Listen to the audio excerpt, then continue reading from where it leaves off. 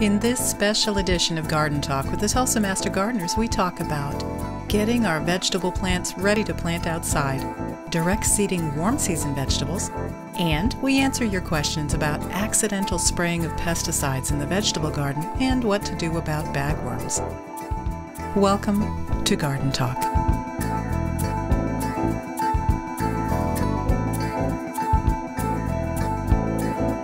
All right, well, welcome everyone to this shelter-in-place edition of Garden Talk, I guess we could say. Hope everybody's doing well and staying healthy and doing what we're supposed to be doing by staying home, and if we can. That's right. Tom Ingram here and Brian Jervis. Hey, Brian. Hello, everyone. Hello, everyone. Yeah, it's definitely different times, and we're trying to do this and trying to do it from my office at home, and it's easy to talk gardening, so I think it'll be just fine, and we'll enjoy it for sure, I think.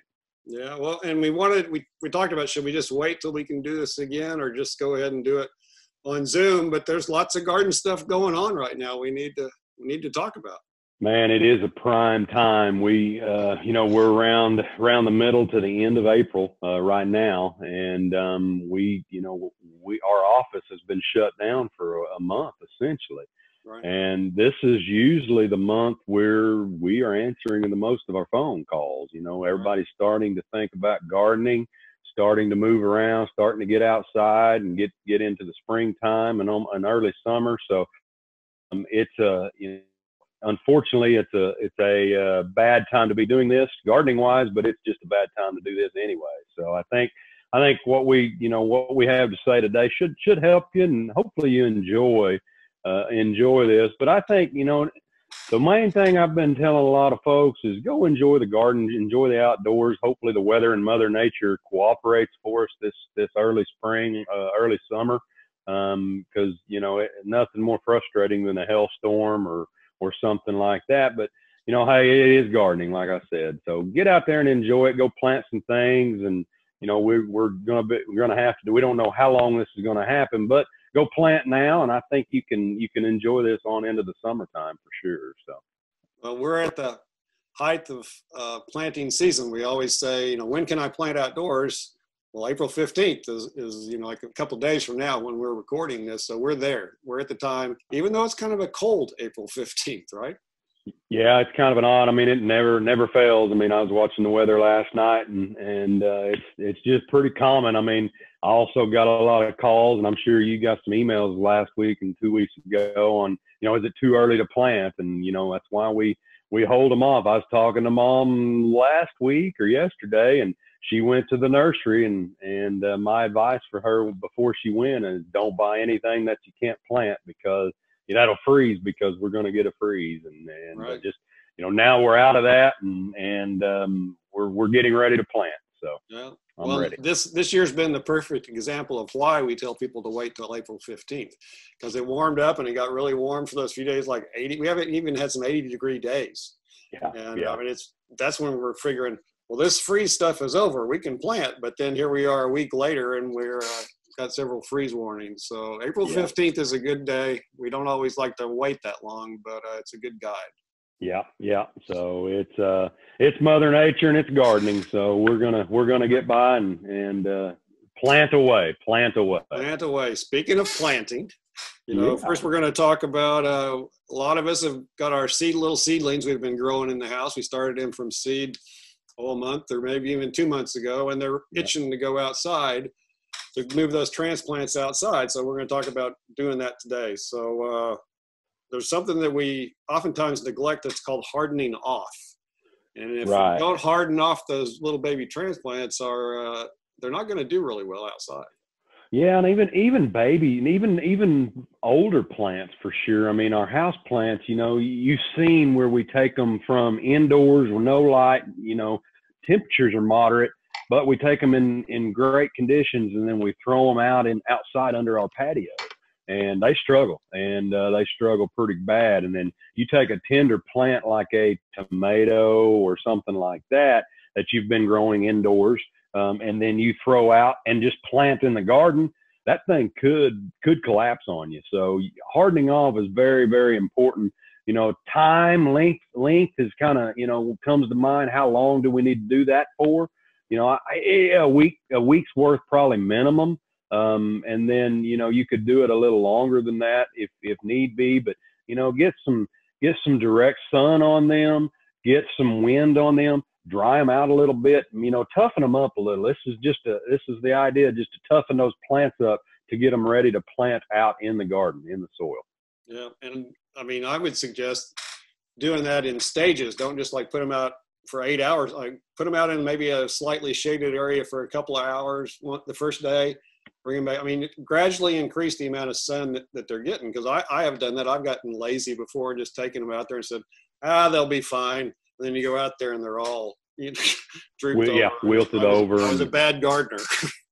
Yeah, and it's not, they just hadn't toughened up. They hadn't hardened off. So, I mean, timing wise, like you said, a couple days, for a couple hours, and then in the shade, and then maybe the third and fourth day, maybe add an hour of full sun to it, then bring them back in. And I know it seems like a lot of work, but what else do we have to do? So I think it's one of those that, over a week's time, once you've got 4 or 6 hours of direct sun on them and they're able to not wilt down, then it's probably getting time, depending on their maturity too. I mean, if they're 2 weeks old, real small seedlings, then, it's going to you better be careful on those versus some plants that may be, a foot, 2 foot tall. They may be ready in 3 or 4 days versus those young tender ones. So, yep, it's very important, things that we maybe think of, but kind of are a little lazy in doing, ready to get them in the ground. So, and again, same thing for when we go buy them in the nurseries. They have grown them, most of the times the nurseries out there, they're buying them in from a greenhouse where they're growing thousands of plants. They bring them in, put them on a truck, put them into their greenhouse. Those plants probably haven't been hardened off either. So even the transplants that we buy from the nurseries, they need 3 or 4 or 5 days to kind of adjust, acclimate to the sun and acclimate to the wind, and then we can go ahead and put them out. So, all right. Well, and one thing we were talking about before we clicked record was soil temperatures. I mean, right now the soil temperature is like in the 50s, so there's really no rush to get them out planted outside, because I mean they're just going to sit there, right? That's it. And I mean, one thing that we do get bogged down with, which we've already talked about, is temperatures and freeze. And we haven't really talked about the soil temperatures. And soil temperatures, you take a warm season vegetable, like I keep using tomato, but everybody likes tomatoes and grows tomatoes. So you take a warm season vegetable like that, and you put it out into, you're indoors in a greenhouse that's probably 60, 70 degrees, maybe 80 degrees, and those roots are that warm too. Then you put them out into 50-degree soil. That's going to shut that thing down really quick, and it'll take a while for it to acclimate back up. And then our temperatures, our outdoor temperatures, maybe, not in the 70s and 80s yet. It's going to take a little longer. So aware of that soil temperatures are very, very important. And, getting those roots, so you can get those spread out, just like we talk about planting annual flowers and trees, we've got to give them those roots to spread out where we can start pulling up water and nutrients before they're really going to take off. So if the soil temperatures are low, then we're not going to grow too many roots. Well, we're sitting here talking soil temperatures. I'm sure there's people out there going, how do you know the soil temperature? Yeah, well, you can actually buy soil temperature gauges and actually measure it, but there's a much easier way. Here in Oklahoma, we're pretty fortunate. We've got the Mesonet, mesonet.org. You can find it online. Here's a picture of it up on the screen. But here on this, you can check rainfall, you can check moisture, you can check soil temperature at 2 inches, 4 inches, et cetera, all over the entire state. So here in Tulsa County, you can just click on Tulsa County and go, and it'll give you the soil temperatures here, and it's pretty darn handy. Yeah, it's been around for 25 plus years, and a lot of states are envious from our program. It's a partnership between OU and OSU and the National Weather Service. Right. And it plays a big role in a lot of our agriculture producers where, soil temperatures are a must, and moisture levels and a lot of different data in there. Go out there and look at it. There's a lot of good stuff out there.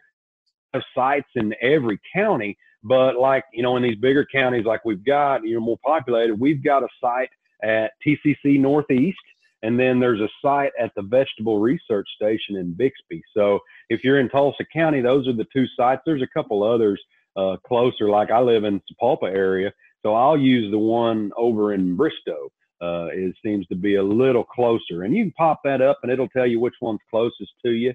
But all the sites are standardized. They have a lot of different tools that they have, you know, a lot of different instruments to read. But it's a good site. Go check it out. I think you'll enjoy it. I use that particular app on my mobile phone to pull up the radar, to pull up the local weather, and then the rainfall amounts, because it's unbiased. It's not like, you know, they don't, it's a National Weather Service data is what it is. So it's a nice site, unbiased site to use for weather data. So that's mesonet.org. There's the link down there below. You can go and check it out. Click on weather and it'll give you all those options for soil and rainfall. And it's just really useful, even for the water, you know, the moisture content of your soil. You can check and see about, because of the rain, how much water you've got and stuff, and decide whether you need to water or not, maybe. Anyway, it's really useful. Yeah, it is. Go check it out. Go check it out. So we've been talking about soil temperature and transplants, but then there's also another part of gardening that comes up now is direct seeding. You know, we want to get our beans, et cetera, out there planted. Is now a good time to be doing that, or I don't know, we're still kind of cool? Yeah, and it kind of goes back to planting those transplants. I mean, I think, didn't you say you checked and it was around 50, low 50s? This morning, the soil temp at 2 inches was 50 degrees. Yeah, so I mean, by the time we put this out in 3 or 4 days, it may be a little warmer, but it's still not going to be in those 60s. So soil temperatures are a little low. And but I think it's time we can go ahead and plant those seeds, you know, like the beans, the squash, the cucumbers, you know, the direct seeds. I think it's time. We could handle a little warmer, but you know, hey, now's just as good. Now's just as good. They're not going to rot. They're just going to sit there and not germinate. So right. So if you're used to stuff germinating in 2 or 3 days, it may be a week or maybe longer at that lower temperature. Correct. So yeah, I mean, you know, planting wise, what we need to be planting now. I mean, I think it's pretty much time. I mean, you know, you can do your beans and your corn if you plant corn, and you know, they're going to take 4 or 5 days. And you know, the way my grandpa did it, and grandpa is always right, I'm sure. So he would, you know, say he was planting squash. So he would plant 4 or 5 in a hill or in a little area, 4 or 5 seeds. And then he would move over to the correct spacing, usually 2 or 3 feet, and then plant another grouping. And then as those seeds germinate, he would come in and thin those out to 1 or 2 plants per area.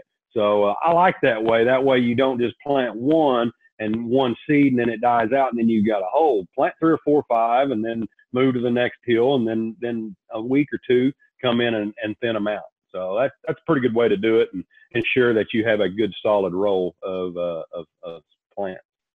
Yeah. Well, and one thing you mentioned that actually pertains to our transplants and seeds is plant spacing. I mean, it's tempting if you got a transplant and it's this little bitty transplant to put them fairly close. But if this little bitty transplant is going to turn into something that's 2 feet wide, you don't want those all bunched up on each other. So, you know, take that spacing into account, even with the seeds, and that information will be on the seed packet. Most definitely. Think of a zucchini plant or a squash plant. I mean, you plant that thing and it's going to stay small, you know, for a long time. And then by the end, the last half of its life, it may be 4 feet, 3 feet across. So keep that in mind and don't overcrowd them. But I mean, you can plant them a little closer, just thin them out as they get bigger and get into, you know, basically when their leaves are touching, then we need to thin them out a little bit. So, well, what I've started doing with my cucumbers is I trellis them. I've got a trellis out there, and rather than let them grow and spread out all over the garden, they grow up the trellis, and they just take up a smaller footprint than they would if they were taking over half the garden. Trellis is a good thing. It gets them up out of the way. They don't grow on the soil. You can plant something else there below it, and should be good. Should be good. Right. So another thing that we always think about is mulch. Mulch is great for the garden, for less weeds, moisture conservation, and it helps kind of regulate the soil temperatures. But speaking of soil temperatures, if we put that mulch out now, it's going to help keep that soil cooler. So That's right. we might want to delay the mulch for a little bit. Yeah, and a lot of folks ask what kind of mulch to use, and what I like to tell them is something that'll break down that first year. If you go out and put pine bark mulch on, that's okay. That's a good mulch, good for our flower bed. But we go in and till that in the middle of the summer or towards the end of the year. That mulch, that wood cellulose, is not going to break down. So use something a little that breaks down a little quicker. Whether it's newspaper, shredded cellulose.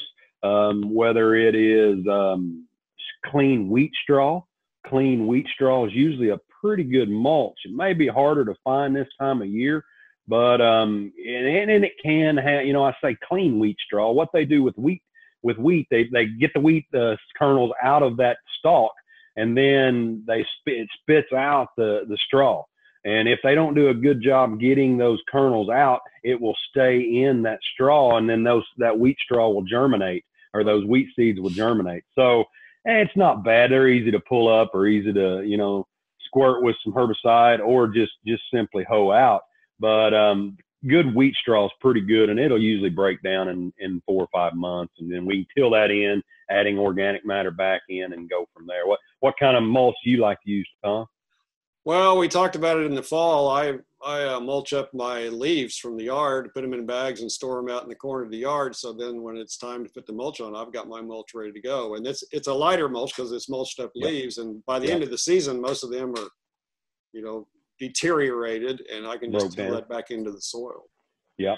I had a couple master gardeners that have been gardening a while. They love cottonseed hulls. Cottonseed hulls. Those are kind of a little harder to find, but it's basically the hull of a cotton boll that they pull the cotton out, and then they got material left over, and that material left over, it makes a pretty good mulch too, and it's kind of fun. If you've got kiddos and you're mulching with cottonseed hulls, and sometimes you'll get a cottonseed plant that pops up. But I think some of the nurseries around town, some of your specialty nurseries or your local nurseries will carry cottonseed hulls. But it'll break down real quick. It'll act as a barrier to keep those weeds from germinating that's out there. It'll hold the moisture in. So yeah, any kind of but if you see some cottonseed hulls in the nursery or can find them, try that. I think you'll like it. Yeah, but mulch is great. I'm a big fan of mulch. It helps make our lives easier in the long run. In the long run, and a healthier soil in the long run too. So yeah, if you haven't been mulching, it's definitely it's a good thing. It's a good thing. All right. Well, let's move on to some questions we got that are relevant to what's going on. This one is from Robin. Reading the question here, it says, I accidentally sprayed my vegetable garden with an herbicide. Can I still plant, or do I need to wait? So that's a good question. And we get that a lot, whether it's them that sprays, they're spraying their yard and it accidentally gets on, or you just go through the vegetable garden with it. Folks call in, hey, can I plant directly? Can I plant into that afterwards? And that, if we apply a chemical to a area that's not on the label, then we are out of the label, according to the label. We are, I don't want to say breaking the law, but essentially, the label is the law, we say. So if we apply to a non-targeted area, then we basically have broke the law. So I think, the one thing to think of is, what kind of spray was it? Is it just a contact herbicide that just is going to stay on the top? Or is it a soil inhabited herbicide like a pre-emergence that gets into the soil to keep those weeds from germinating? Is that? So first, what I would do is find out what was sprayed and then see if it's labeled for that area. And if it's not labeled, I'm assuming it's not labeled. That's why they're asking. So if it's not labeled, our answer is we probably need to wait a year before we plant back into that area. And that's pretty tough for a lot of folks. I've got a pretty good sized garden, and I can move areas if I have to. But a lot of folks in town, they don't have they only have a 10 by 10 or a 5x10 or maybe even a raised bed, and they can't move it. So what do they need to do? And, I think it's their call. If it is a pre-emergent, then, they can ask me, or they can read the label. They can send us an email and tell us what it is. And then we can tell them, is it a soil inhabiting herbicide or not? And if it's on the label or not. They may not even have the label still, Tom. So that's a very good question, and there's not a real simple answer. From our standpoint, usually what we're going to have to say is you need to wait 1 year, one season for it before you can plant in there again. But a lot of times they don't want to hear it. So, but that's kind of what we need to say is we probably need to wait a year. Well, if I remember right, there was more to this question, and it came from a woman, and her husband had done this. Of course, it's always somebody else's fault. Yeah, I guess the husband had been out there and just sprayed the entire yard, including the vegetable garden, and so now she was. Yeah, so again, it's not an easy answer. Probably if it's a pre-emergent and it's not labeled, they by law they probably need to wait a year. That's where I'm. You don't want that stuff getting up in your vegetables. No, and especially if you're growing potatoes or onions or soil inhabiting roots or soil inhabiting vegetables, then it's going to be it could be in direct contact with that chemical. So, and if it's not labeled for consumption, we don't need to be around it. All right. One more question, and I've seen these. I think you mentioned you as well. But the question is, I have a bunch of bagworms on my juniper. How do I get rid of them? And that's from Ron. And that's probably a big problem right now. It is, and I started noticing bagworms after last season, and the season for bagworms is about now through June. We're going to start seeing. Here's a picture of a bagworm on the screen, and there's a couple different. A lot of folks call them different things. A bagworm is it's that little bag about an inch and a half that there is one caterpillar inside that. Kind of an interesting life cycle on them, where they're gonna stay into that bag all winter, and they're gonna emerge out as a larvae and start crawling. And once they come out, you may see the worm itself, or probably what you're going to see is the worm that has started to build that bag around, build a bag or that nest, and they will go in and out of that bag, carrying that bag around as they feed.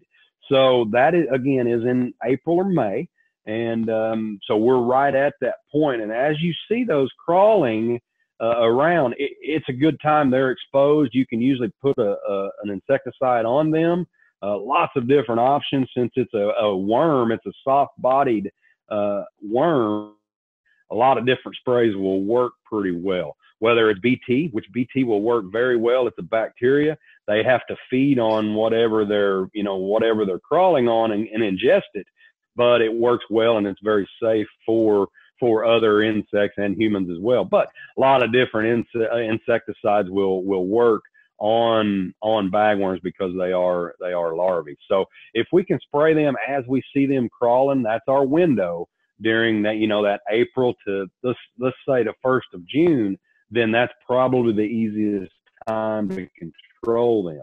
If we wait until summer or late winter, about the only means we have is to pick them off. And, it's a good punishment for kids to go out and pick the bagworms off your juniper, but it is challenging and laborious. So keep that in mind. But there's going to be a lot of them. I don't want to say outbreak. We've used that word enough these last months, but there's going to be a lot of bagworms that will attack us this year. So be ready, be aware of that. All right. And the hand picking, I guess, is probably the most earth-friendly thing you could do to get out there and just pick up. And I guess if you're at home and sheltering in place, hey, grab a bucket and go out and harvest some bagworms. And get after it. That's right. And when you first told me about this bagworms during this time, I was thinking the caterpillars, Eastern tint caterpillars. Right. And we've seen a bunch of those. And here's a picture of an Eastern tint caterpillar on the screen. And what you'll see the crotches of usually fruit trees that get inhabited by these tint caterpillars. So they're gonna attack some sort of fruit on there. They're going to stay in the crotches, and they're going to have a webbing around that. So that bagworm is not an Eastern tint caterpillar, but you can kind of see the difference in that, where, you know, the bagworms are going to be the individual worms, and the Eastern tint caterpillars are going to be in that crotch of those fruit trees, and there's going to be hundreds of them in that. Spray for those, control for those is going to be very similar. We can use BT if they're feeding on the foliage. If they're not feeding on the foliage, then we'll have to open up that webbing, that bag, open up that webbing, spray a contact insecticide directly into that. So I've been talking to Mom quite a bit, and she likes to get out in her garden, and she said she just prunes out all of those Eastern tint caterpillars. And there's a branch, cut the branch off. And just cut the branch off. And, you know, some of mine, you'd cut the whole thing down. So I'd be careful about that. But you've got to get that spray inside that bag on the Eastern tint caterpillars. So just 2 words of, you know, clarification. Eastern tint caterpillars is the nest building in the crotch worms. There's going to be a bunch of them in that crotch, usually on fruit trees of some sort, versus the bagworms are going to be the individual bags. So, well, and I'm going to guess, and you can tell me, we had kind of a mild winter this year, so I'm guessing we're going to have a bigger problem with those than usual. Yeah, I mean, the winter thing, you know, we always say that, but insects have survived forever, and